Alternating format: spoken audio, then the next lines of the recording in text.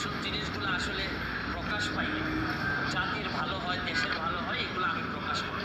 এমপিরা কত বেতন পায় তারা তো এটা বলে না, গোপন করে। উনি বিরোধী করবেন সরকারি দলে, কিন্তু উনি বিরোধিতা শুরু করছেন স্বতন্ত্র প্রার্থী। আমি কি এটা লুকায় রাখবো? লুকায় রেখে কি আমার কি এটাকে আমি বিক্রি করে দিব? 1,72,000 বেতন তিনি পেয়েছেন।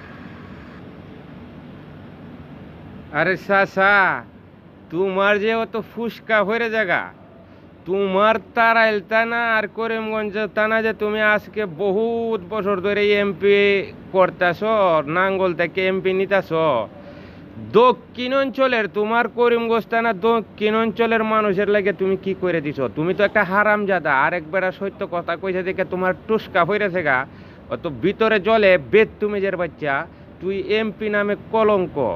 তুই আমরা করিমগঞ্জ টানার দক্ষিণ অঞ্চলের লাগে কি করছ?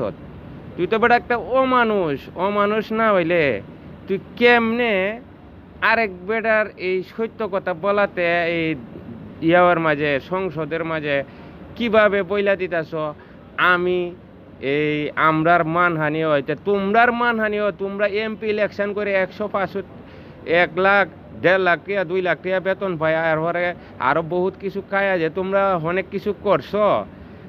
তে সাধারণ মানুষে কি করে? তোমরা সাধারণ মানুষ যে ভোট দিছে, তে সুমনের তো শিখো, সুমনের তো শিখিয়া অন্তত হোককে সাধারণ মানুষের সেবা করার চেষ্টা করো।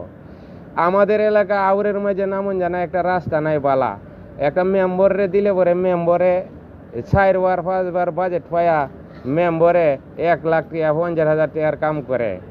আর তুমি ইচ্ছা করলে আমরার এলাকাটার বালা রাস্তাঘাট করে দিতারো। আমরার এলাকাটার লাগে কি করছো?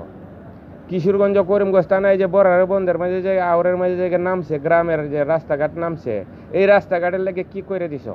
কি করছো? তুমি কিছুই করছো না, কোথাও করছো না। করছো খালি তোমার এলাকা তারাইল থানার মাঝে গেলে পরে তারাইল থানা আর 10 বছর 20 বছর আগে দেখছি তারাইল থানাতে আইটে যাওয়ান গেছে না, ভাঙ্গে চুঙ্গে পড়ছে। আর এই তারাইল থানারে সোনার ফুরি বানাইছো। আর এই 2 থানার এমপি খালি হুদা তারাইল থানার মাঝে করছো, এই করিমগঞ্জ থানার মাঝে কিছুই করো নাই। করিমগঞ্জ থানা আমরা বড়ার বন্ধের যে দক্ষিণাঞ্চলের যে রাস্তাঘাট কোনো কিছুই করো নাই, কোনো কিছুই ঠিকঠাক নাই।